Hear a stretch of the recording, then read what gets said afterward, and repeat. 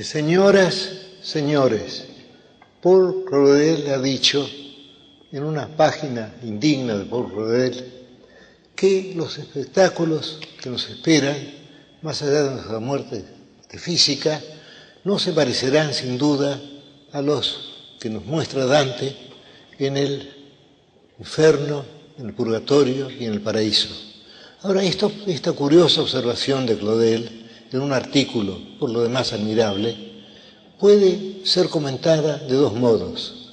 En primer término, vemos que es un testimonio, una prueba de lo vívido de Dante. El hecho de que una vez leído el poema y mientras lo leemos, tendemos a pensar que él se imaginaba el otro mundo exactamente como él lo presenta. Es decir, nosotros creemos, desde luego esto es absurdo, que Dante creía que una vez muerto, él se encontraría después con la montaña inversa del infierno, con las terrazas del purgatorio y con los cielos concéntricos del paraíso, y que además hablaría con sombras de la antigüedad clásica, algunas, que conversarían con él en tercetos en italiano. Eso es, evidentemente, absurdo. Y además tenemos, desde luego, esta observación de Claudel corresponde no a lo que razonan los lectores, porque razonándolo se darían cuenta que es absurdo, pero a lo que sienten y a lo que puede alejarlos del placer, de la intensa emoción de la lectura de la obra de Dante. Pero para refutarla tenemos varios testimonios, y uno de ellos sería una definición atribuida, creo, al hijo de Dante, que dijo que en la Divina Comedia su padre se había propuesto mostrar el mundo de los pecadores bajo la imagen del infierno, la vida de los penitentes bajo la imagen del purgatorio y la vida de los justos bajo la imagen del cielo. Es decir, no se leyó aquello de un modo solamente literal. Y tenemos además el testimonio de Dante en la epístola dedicada a Can Grande de la Scala. Esa epístola ha sido considerada apócrifa, pero de cualquier modo no puede ser muy posterior a Dante y de cualquier modo fue verosímil. Y en esa epístola Dante dice que su comedia puede ser leída de 4 modos distintos, y uno de esos modos es el modo literal, y los otros son, por ejemplo, el modo alegórico. Según ese modo tendríamos en Dante al hombre, tendríamos en Beatriz a la fe, y en Virgilio tendríamos a la razón. Pero, desde luego, esta idea de un texto capaz de múltiples lecturas es algo típico, algo característico de la Edad Media, esa Edad Media tan calumniada y tan compleja, esa Edad Media que nos dio la arquitectura gótica, que nos dio también las sagas, que nos dio la filosofía escolástica, en la que todo está discutido, un vocabulario distinto del vocabulario clásico, y que nos dio sobre todo la Divina Comedia, que seguimos leyendo y que sigue admirándonos ahora y que durará más allá de nuestra vida, mucho más allá de nuestras vigilias, y que será enriquecida por cada generación de lectores. En la Edad Media era común el concepto de un texto capaz de una lectura múltiple, o como malamente decimos ahora, de ser leído en varios planos.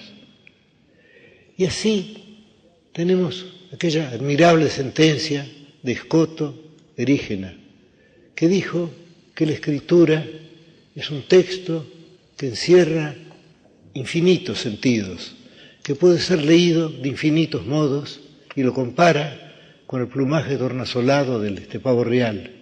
Y tenemos también a los cabalistas hebreos, y los cabalistas dijeron que la escritura ha sido escrita para cada uno de los fieles, lo cual no es increíble si pensamos que el autor del texto y el autor de los lectores es el mismo, Dios. Es decir, Dante no tuvo por qué suponer que lo que él nos muestra corresponde a una imagen real de este mundo, de la muerte. No, no hay tal cosa. Dante no pudo pensar eso. Sin embargo, yo creo que es conveniente ese concepto ingenuo y falso. Es conveniente ese concepto de que estamos leyendo una narración verídica, de que estamos leyéndola de un modo literal. Y es conveniente para dejarnos llevar por esta lectura. De mí sé decir que soy un lector hedónico. No he leído jamás un libro porque ese libro fuera antiguo. No he leído jamás un libro porque ese libro fuera contemporáneo. He leído libros por la emoción estética que me deparan. Y he dejado para después los comentarios, los estudios. Todo eso lo he ido postergando y cuando leí la Divina Comedia me dejé llevar por la lectura. Es decir, he leído la Divina Comedia como he leído otros libros, menos famosos. Y quiero contarles aquí a ustedes, ya que estamos evidentemente entre amigos, y ya que no estoy hablando con todos ustedes, sino con cada uno de ustedes, quiero contarles la historia de mi comercio con la Divina Comedia. Todo esto empezó poco antes de la dictadura. Yo estaba empleado en una biblioteca del barrio de Almagro. Yo vivía en Las Heras y Pueyrredón y tenía que recorrer en lentos y solitarios tranvías el largo trecho que va desde ese barrio del norte a Almagro sur, a una biblioteca situada en Avenida La Plata y Carlos Calvo.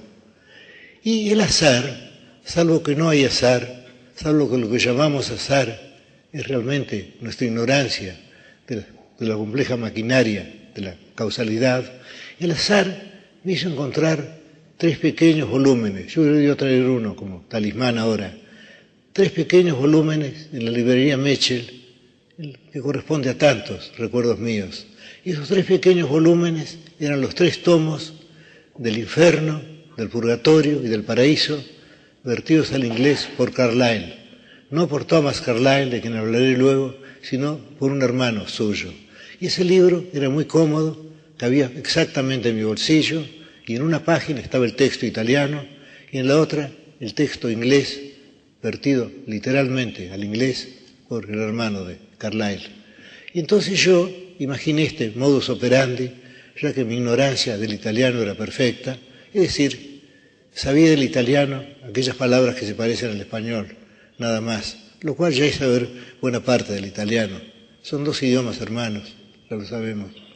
Pues bien, yo leía primero un versículo en prosa inglesa, un terceto en prosa inglesa.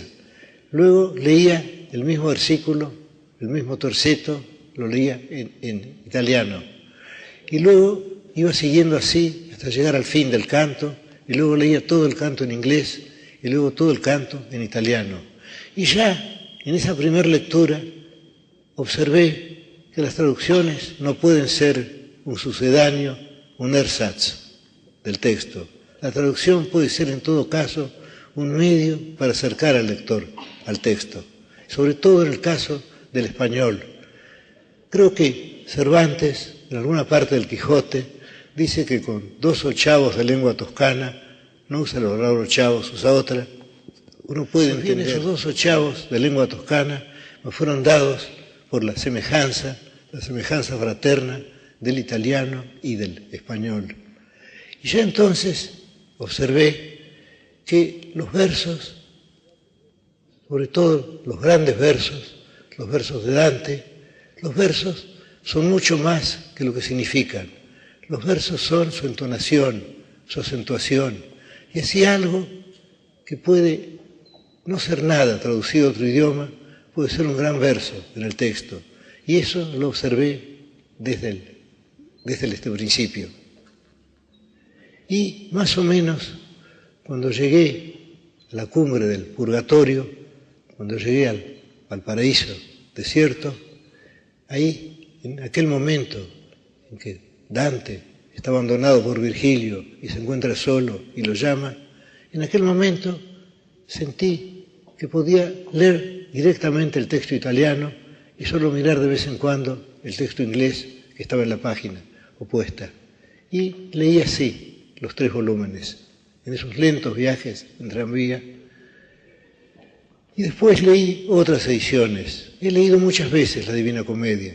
La verdad es que no sé italiano, no sé otro italiano que el que me enseñó Dante, maestro eximio, a mí, pésimo alumno, y el que me enseñó después Ariosto, cuando leí El Furioso, y luego, el más fácil, desde luego, de Croce.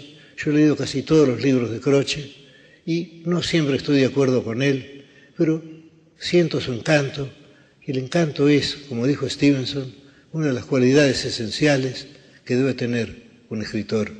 Y así leí muchas veces la comedia, en distintas ediciones cada vez, y ya pude gozar de los comentarios, y de todas ellas, 2 me impresionaron particularmente, la de Attilio Momigliano y la de Carlo Gramsci, esas 2. Y luego hubo otras también, las de Torraca, las de Scartazzini. Yo leía todas las ediciones que encontraba y me distraía leyendo los distintos comentarios, las distintas interpretaciones de esa obra múltiple. Y fui notando así como en las ediciones más antiguas el comentario histológico. Luego viene, sobre todo en el siglo XIX, el comentario histórico, el comentario literario. Y actualmente, en esas 2 ediciones que he mencionado, la de Momigliano y de Gramsci, el comentario estético, en que se nos hace notar la acentuación de cada verso, lo cual es una de las máximas virtudes de Dante. Impíamente se ha comparado a Milton con Dante, pero Milton tiene una sola música, es lo que se llama the lofty style en inglés, el estilo sublime, y esa música es siempre la misma, más allá de las emociones de los personajes. En cambio, en Dante, como en Shakespeare, desde luego, la música va siguiendo las emociones. La entonación, la acentuación es lo principal. Cada frase debe ser leída y es leída en voz alta. Digo es leída en voz alta porque cuando leemos versos que son realmente admirables, que son realmente buenos, tendemos a leerlos en voz alta. Hay algo en un verso bueno que no permite que lo lean en voz baja. Si podemos leer un verso en voz baja, no es un verso válido. El verso exige la pronunciación. El verso siempre recuerda que fue un arte oral antes de ser un arte escrito. Es decir, el verso recuerda que fue un canto. Y 2 frases que yo querría recordar aquí, que desde luego concuerdan con lo que he dicho.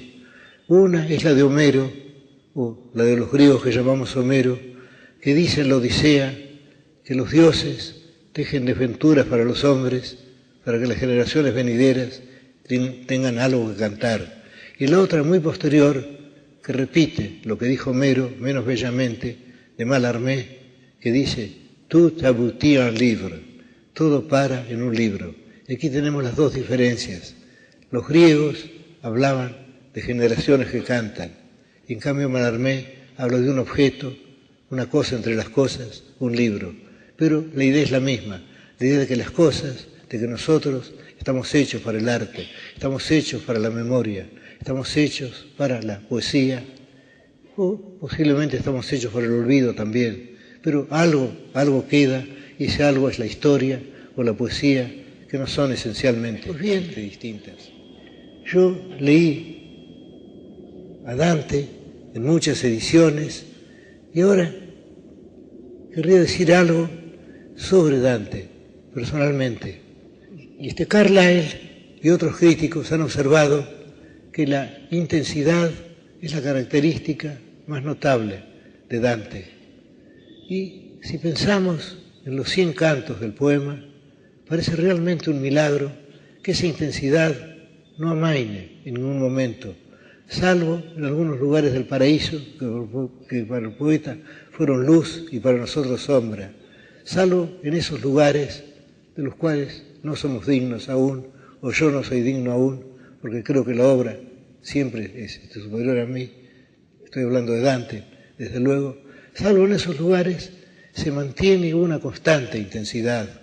No recuerdo ejemplo análogo que pueda comparársele de otro escritor, salvo quizá la tragedia de Macbeth, de Shakespeare, Macbeth, que empieza con las 3 brujas, o con las 3 parcas, o las 3 hermanas fatales, y que luego sigue hasta la muerte del héroe, y en ningún momento afloja la intensidad.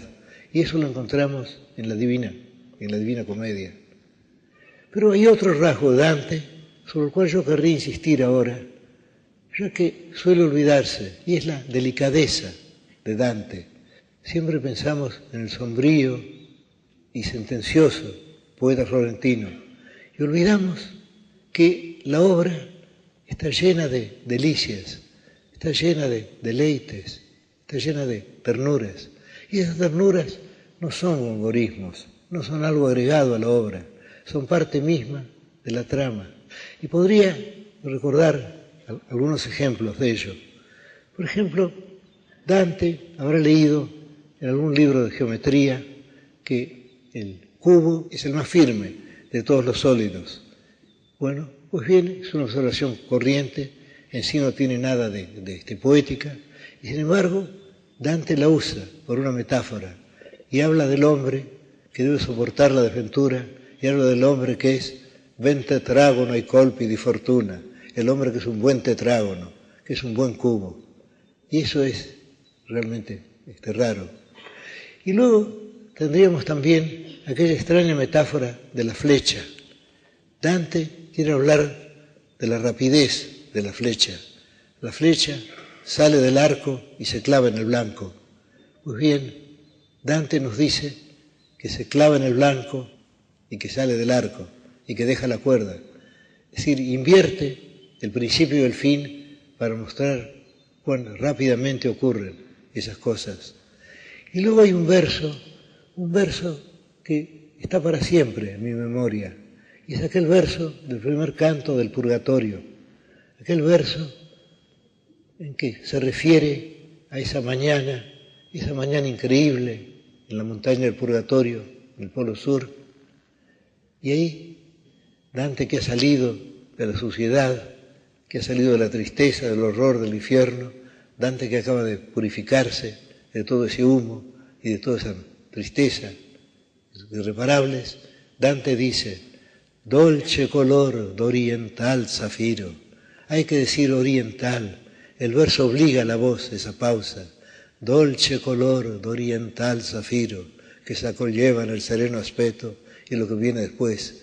Pero yo querría demorarme sobre el curioso mecanismo de ese verso, salvo que la palabra mecanismo es una palabra demasiado dura para lo que quiero decir.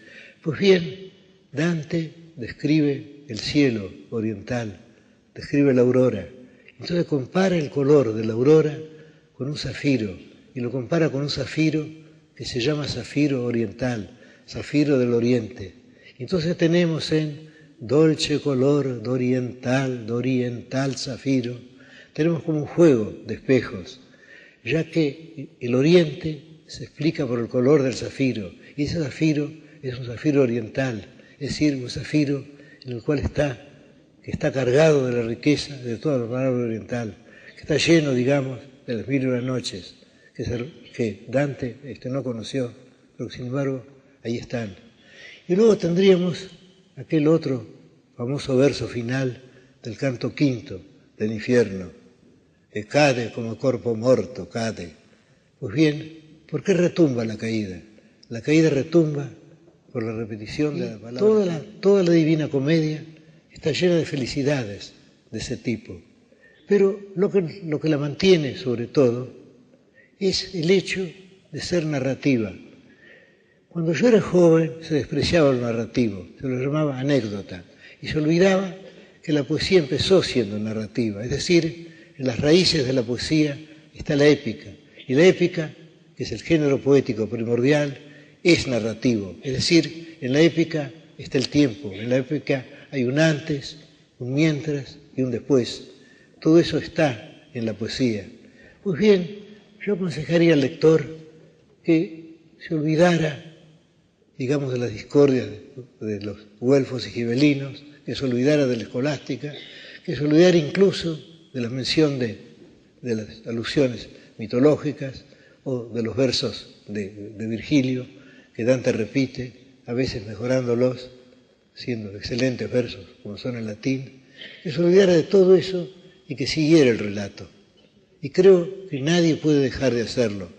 Entramos en el relato y entramos de un modo casi mágico, porque actualmente, cuando se cuenta algo sobrenatural, se trata de un escritor incrédulo que se dirige a lectores incrédulos y tiene que preparar lo sobrenatural.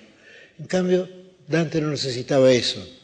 Nel mezzo del cammin di nostra vita mi ritrovai per una selva oscura. Es decir, a los 35 años me encontré en mitad de una selva oscura que puede ser alegórica, pero en la cual creemos físicamente.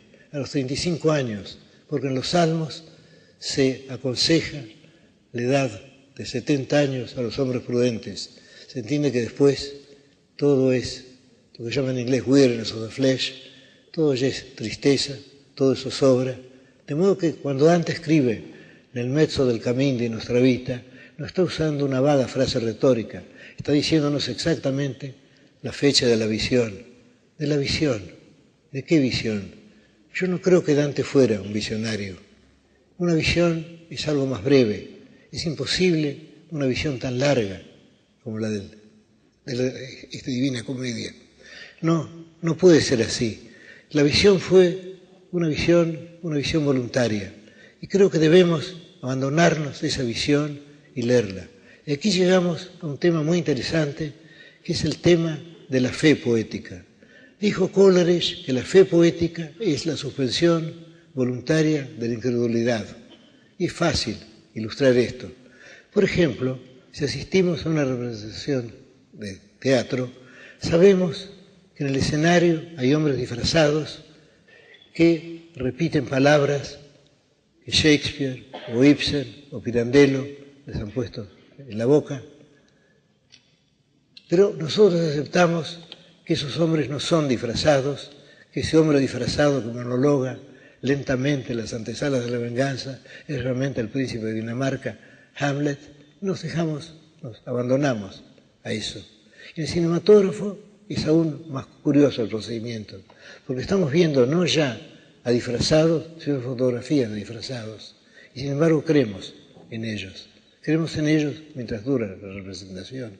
Y en el caso de Dante, como he dicho, es tan vívido todo que llegamos a suponer que Dante creyó en su otro mundo, de igual modo que creyó, como bien pudo creer, en la geografía geocéntrica y no en la geografía heliocéntrica, o en la astronomía geocéntrica y no en las otras astronomías que han seguido después. He dicho, creemos eso, que conocemos profundamente a Dante. Creo que conocemos a Dante como no conocemos a ningún otro poeta. Lo conocemos, ante todo, por un hecho que fue señalado por Paul Groussac, el hecho de que la comedia está escrita en primera persona. Y eso no es un mero artificio gramatical, eso no significa decir vi en lugar de vieron o en lugar de fue. No, significa algo más. Significa que Dante es uno de los personajes de la comedia. Y esto, según señala Groussac, fue un rasgo nuevo. Podríamos decir que antes de Dante, San Agustín escribió sus confesiones. Pero esas confesiones, precisamente por su retórica espléndida, no están tan cerca de nosotros como lo está este Dante, ya que la espléndida retórica del africano se interpone entre lo que quiere decir y lo que nosotros oímos. Y ese hecho de la retórica que se interpone es bastante frecuente, es desgraciadamente frecuente. La retórica debería ser un puente, un camino, y a veces es una muralla, un obstáculo. Y esto se observa en el caso de escritores tan distintos como Séneca, como Quevedo, como Milton, como Lugones. En todos ellos, diríase que lo que ellos dicen se interpone entre ellos y entre nosotros. Pues bien, en el caso de Dante lo tenemos a él. Lo conocemos sin duda de un modo más íntimo que el modo con que pudieron conocerlo sus contemporáneos. Casi diría yo que lo conocemos como lo conoció Virgilio, que fue un sueño suyo.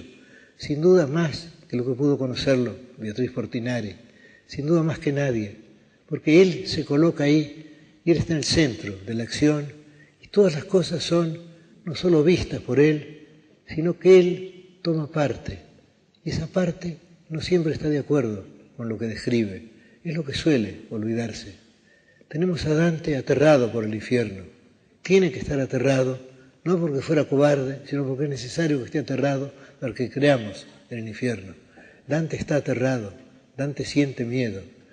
Y luego Dante opina sobre las cosas y sabemos cómo opina de ellas, no por lo que dice, sino por lo poético, por la entonación, por la acentuación de este lenguaje. Pues bien, tenemos el otro personaje, ya que yo diría que hay tres personajes en la comedia, y ahora hablaré del segundo. El segundo personaje es Virgilio. Y Dante ha logrado que tengamos dos imágenes de Virgilio. Una, la imagen que nos deja la Eneida o que nos dejan las Geórgicas, y la otra, la imagen más íntima que nos deja la poesía, la piadosa poesía de Dante. Uno de los temas de la literatura, como uno de los temas de la realidad, es la amistad. Yo diría que la amistad es nuestra pasión argentina. Y hay muchas amistades en la literatura está tejida de amistades. Podemos evocar ahora alguna de ellas, las primeras que se me ocurren. ¿Por qué no pensar en Quijote y Sancho, o en Alonso Quijano y Sancho, ya que para Sancho, Alonso Quijano es Alonso Quijano y solo al fin llega a ser Don Quijote? ¿Por qué no pensar en ellos? ¿Por qué no pensar en Kim y en Lama? ¿Por qué no pensar en nuestros dos gauchos que se pierden en la frontera? ¿Por qué no pensar en el viejo tropero y en Fabio Cáceres? Pues bien, la amistad es un tema común, pero generalmente los escritores suelen recurrir al contraste entre los dos amigos. He olvidado otros dos amigos ilustres, Bouvard y Pécuchet también. Ahí tenemos también el contraste de los dos. En el caso de Dante es más delicado el procedimiento. No es exactamente un contraste, aunque desde luego tenemos la actitud filial de Dante. Dante viene a ser como un hijo de Virgilio. Y al mismo tiempo, Dante es superior a Virgilio porque Dante se cree salvado. Dante cree que merecerá la gracia o que la ha merecido, ya que le ha sido dada la visión. Y en cambio, en el principio del infierno, él sabe que este Virgilio es un alma perdida, es un réprobo. Y el mismo momento en que Virgilio le dice que él no podrá acompañarlo más allá del purgatorio, en ese mismo momento en que Dante siente que Virgilio será para siempre un habitante del terrible, nobile castelo, donde están las grandes sombras de los grandes muertos de la antigüedad, los que por ignorancia invencible no alcanzaron la palabra de Cristo, en ese mismo momento Dante le dice: tu duca, tu signore, tu maestro. Y luego, más adelante le dice: tu sarai primo, yo sarò secondo. Bueno, es decir, para cubrir ese momento, Dante lo saluda con palabras magníficas y habla del largo estudio y del gran amor que le han hecho cercar este volumen, buscar este volumen. Y siempre se mantiene esa relación entre los dos. Esa figura esencialmente triste de Virgilio. Virgilio se sabe condenado para siempre a estar en el nobile castelo, lleno de la ausencia de Dios. Y en cambio a Dante le será permitido ver a Dios, le será permitido comprender el universo. Bueno, pues tenemos esos dos personajes y luego hay otro personaje, un tercer personaje que ustedes ya habrán adivinado, sin duda. Pues bien, tenemos además de eso, tenemos miles, tenemos centenares de personajes, tenemos una multitud de personajes y esos personajes se ha dicho que son episódicos.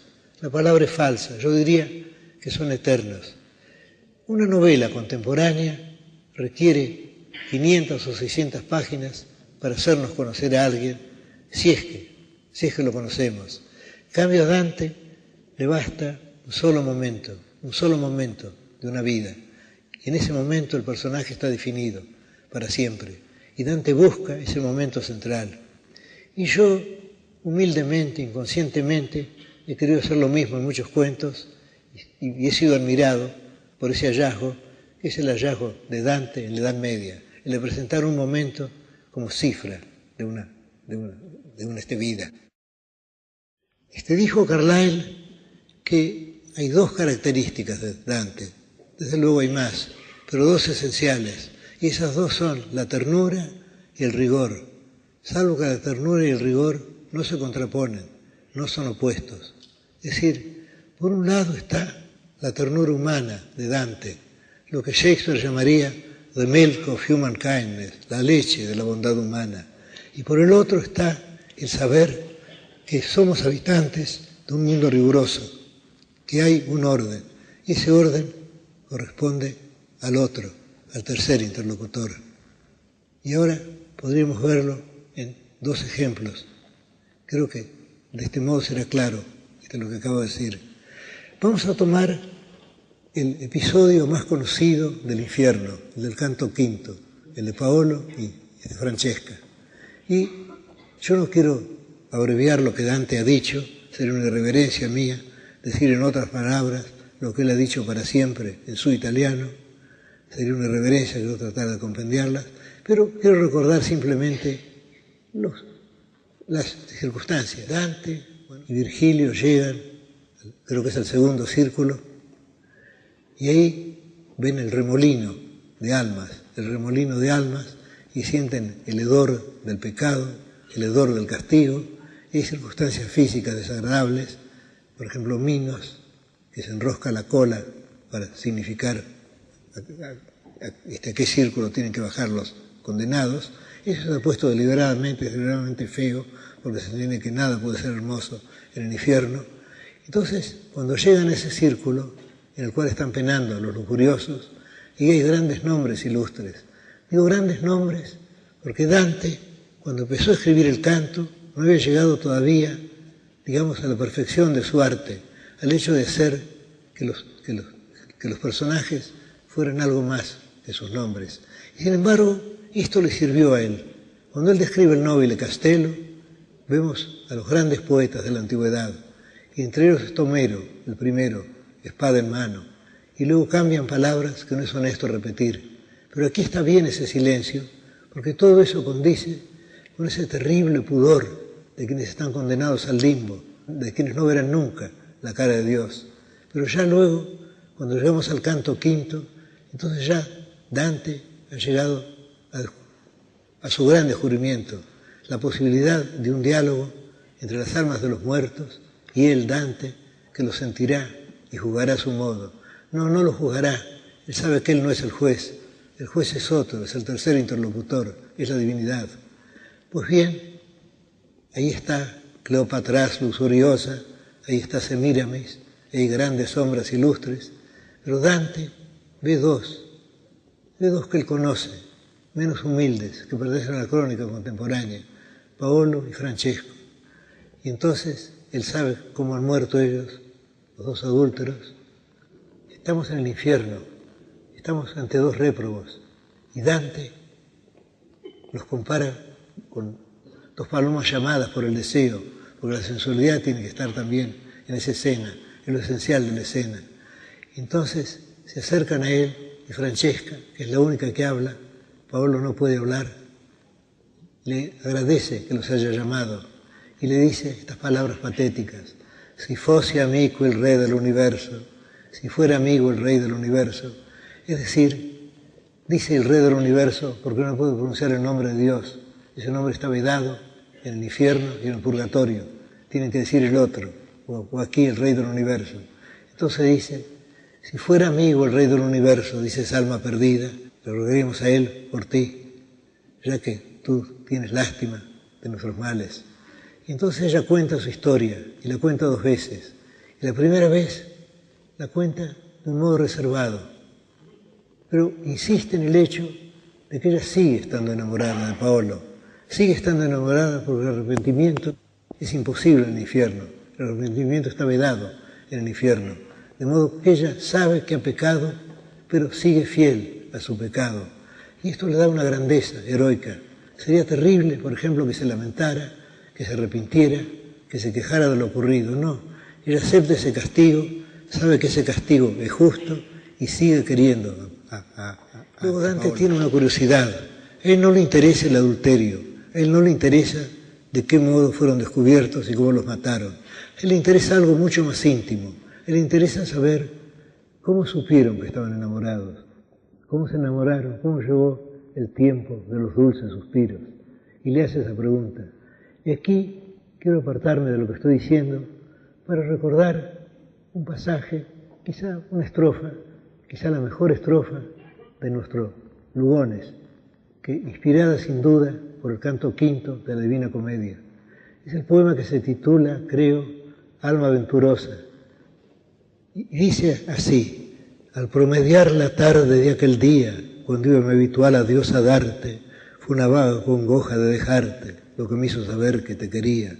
Un poeta inferior hubiera dicho que el hombre sintió una gran tristeza al despedirse de la mujer y hubiera dicho que se veían raramente. En cambio aquí, al promediar la tarde de aquel día, cuando iba mi habitual adiós a darte, un verso feo a causa del hipérbolo, pero eso no importa. Es decir, mi habitual adiós se veían frecuentemente y luego fue una vaga congoja de dejarte, lo que me hizo saber que te quería. Es decir, el tema es esencialmente el mismo del canto quinto del infierno de Dante. El hecho de dos personas que descubren que están enamoradas, de dos personas que ya están enamoradas y que no lo saben. Y eso es lo que Dante quiere saber y quiere que ella le cuente cómo ocurrió eso. Entonces, ella le refiere el hecho que ustedes recordarán, aquello de que leían un día para deleitarse, leían sobre este Lancelote, cómo lo quejaba el amor. Dice que estaban solos y que no sospechaban nada. No sospechaban que estaban enamorados. Ella le dice que estaban leyendo ese libro, que a veces que se ruborizaron, pero que hubo un momento cuando le llamo il lisiato riso de ser baciato con tanto amante, sí, cuando leímos que la deseada sonrisa fue besada por tal amante, la boca me baciò tutto tremante. Y aquí hay algo que no dice Dante, pero algo que se siente a lo largo de todo este episodio y que le da quizá su virtud. Y es esto: Dante, con infinita piedad, nos refiere ese destino de los dos amantes y se siente al mismo tiempo que él envidia ese destino. Ellos están en el infierno, él se salvará, pero ellos se han querido y él no ha logrado el amor de la mujer que quiere, de Beatriz. De modo que en esto, questo, camai da me non fia diviso, hay una jactancia también. Y esto tiene que sentirlo Dante como algo terrible, porque él ya está dividido de ella. En cambio, esos dos réprobos están juntos, no pueden hablarse, giran en el negro remolino, sin ninguna esperanza, ni siquiera nos dice Dante la esperanza de que su sufrimiento cese, pero sin embargo están juntos, y cuando ella habla, ella usa el nosotros, es decir, ella habla por los dos, de algún modo están juntos para la eternidad, es decir, comparten el infierno, y eso para Dante tiene que haber sido una suerte de este paraíso. He hablado de este episodio, y luego él los ha oído, está muy emocionado, y luego él cae como cae un cuerpo muerto, y ahí cesa el episodio, y luego ya entramos en los otros cantos en que los muertos van hablando, y cada uno se define, y cada uno se define para siempre en un solo instante de su vida. Dante no necesita la sucesión cronológica ni la evolución. Hay un momento en el cual un hombre se encuentra para siempre consigo mismo, y ese momento puede ser el momento elegido por este Dante.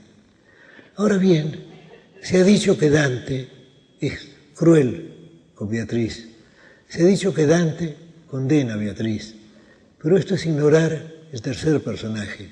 He hablado de Dante, he hablado de Virgilio, y el tercer personaje es la divinidad, el tercer personaje es Dios, y eso no coincide con Dante. Quienes no comprenden la Divina Comedia dicen que Dante la escribió para castigar, para vengarse de sus enemigos y para premiar a sus amigos. Nada más falso.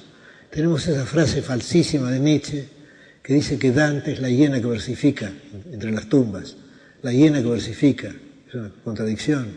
Pero Dante sabe que hay pecados imperdonables, que hay pecados capitales.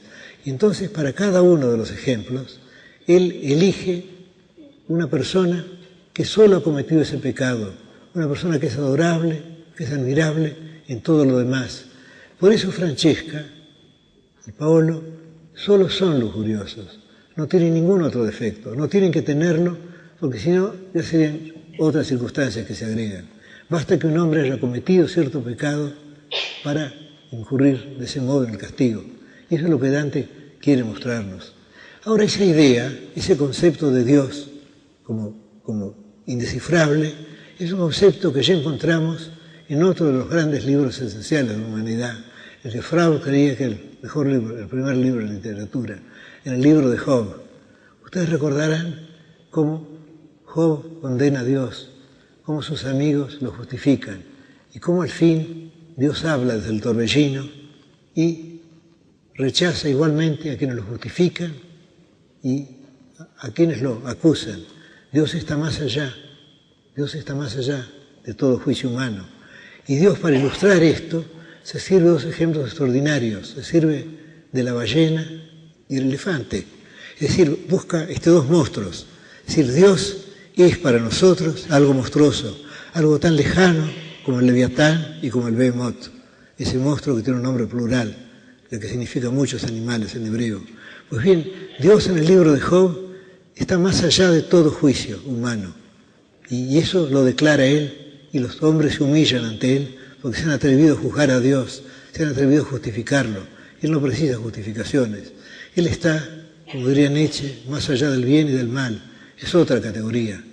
Pues bien, si Dante hubiera coincidido siempre con el Dios que le imagina, se vería que ese Dios es un Dios falso, es simplemente la réplica de Dante. En cambio, Dante tiene que aceptar ese Dios, y tiene que aceptarlo como acepta el hecho de que Beatriz Portinari no lo haya querido, como acepta el hecho de que Florencia es infame, como acepta el hecho de su destierro, de su muerte en Ravenna.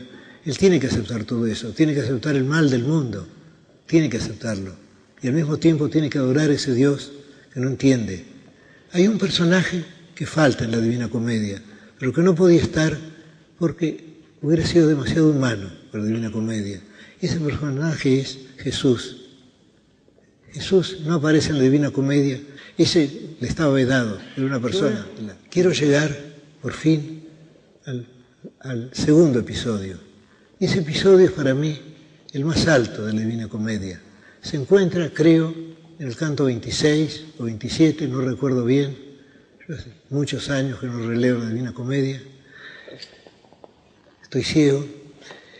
Ese episodio se encuentra, creo que en el canto 26 del infierno, y es el episodio de Ulises. Yo escribí alguna vez un artículo titulado El enigma de Ulises. Lo publiqué, lo perdí después y voy a tratar de reconstruirlo ahora para ustedes, porque creo que es el más enigmático de los episodios de la comedia, y quizá el más intenso, salvo que es muy difícil, tratándose de cumbre, saber cuál es la más alta. Pero vuelvo al episodio de Ulises. Llegan a una bolla, creo que es la octava, que es la de los embaucadores.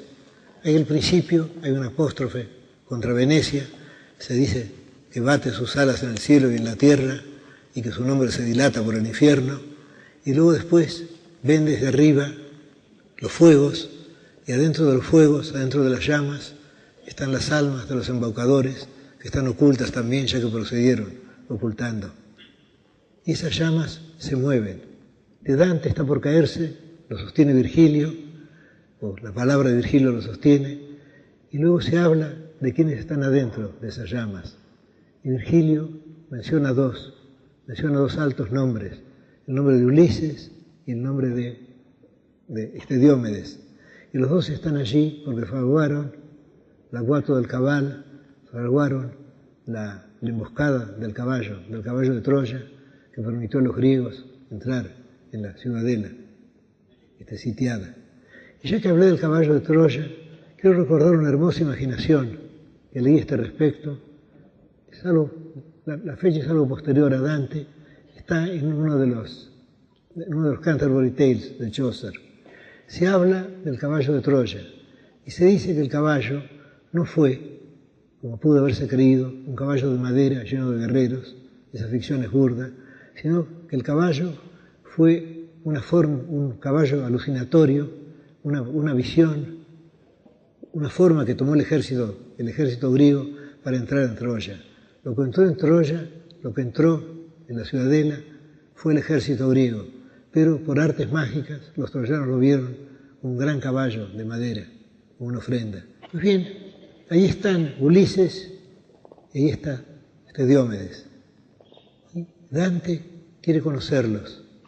Y entonces le dice a Virgilio su deseo de hablar con estas dos ilustres sombras de la antigüedad, con estos grandes héroes claros de la antigüedad. Y Virgilio aprueba su intento. Le dije que sí, pero que lo deje hablar a él, que es mejor que él no le hable, que se trata de griegos soberbios. Y esto ha sido explicado de diversos modos. Torcuato Tasso cree que Virgilio quiere hacerse pasar por Homero, pero esta sospecha es del todo absurda, es indigna de Virgilio. Pensemos más bien que Virgilio cantó a Ulises y a Diomedes, y que si Dante los conoció fue porque se los había hecho conocer Virgilio.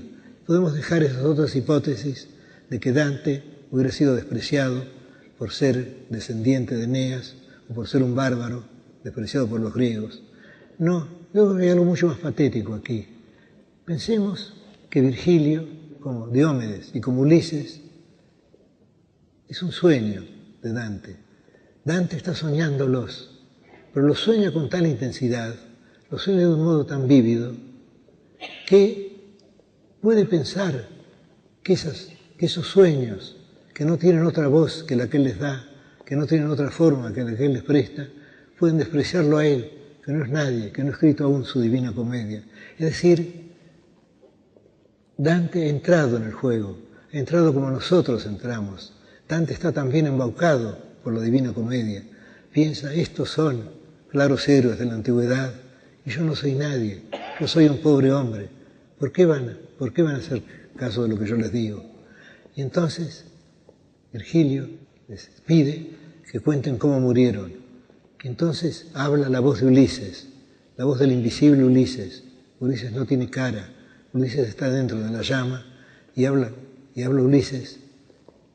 Y entonces aquí llegamos a lo prodigioso, llegamos a una leyenda creada. Ulises deja Circe y llama a sus compañeros, Vecchi e Tardi, y les dice que aunque son ya gente vieja y cansada, sin embargo han atravesado con él miles de peligros y les propone una empresa noble, la empresa de cruzar las columnas de Hércules y de explorar el mar, de conocer el mundo senza gente, porque se creía entonces que el hemisferio austral era un hemisferio de agua, no se sabía que hubiera nadie allí. Es decir, él les dice que son hombres, que no son bestias, que han nacido para el coraje, para el conocimiento, que han nacido para conocer y para comprender. Y entonces ellos los siguen y hacen alas de sus remos. Es curioso que esta metáfora se encuentra también en la Odisea, que Dante verosímilmente no conoció. Y entonces navegan y dejan atrás a Ceuta y a Sevilla, y luego doblan y entran en el alto mar abierto, y luego doblan hacia la izquierda. Siempre la izquierda significa el mal en la comedia. Para ascender por el purgatorio se va por la derecha, para ascender por el infierno por la izquierda, es decir, por el lado siniestro. Se sabe que las dos palabras son lo mismo. Y luego se nos dice que la noche ve todas las estrellas del otro hemisferio, todas las estrellas, nuestro hemisferio, el hemisferio cargado de estrellas, no el hemisferio boreal que tiene menos estrellas.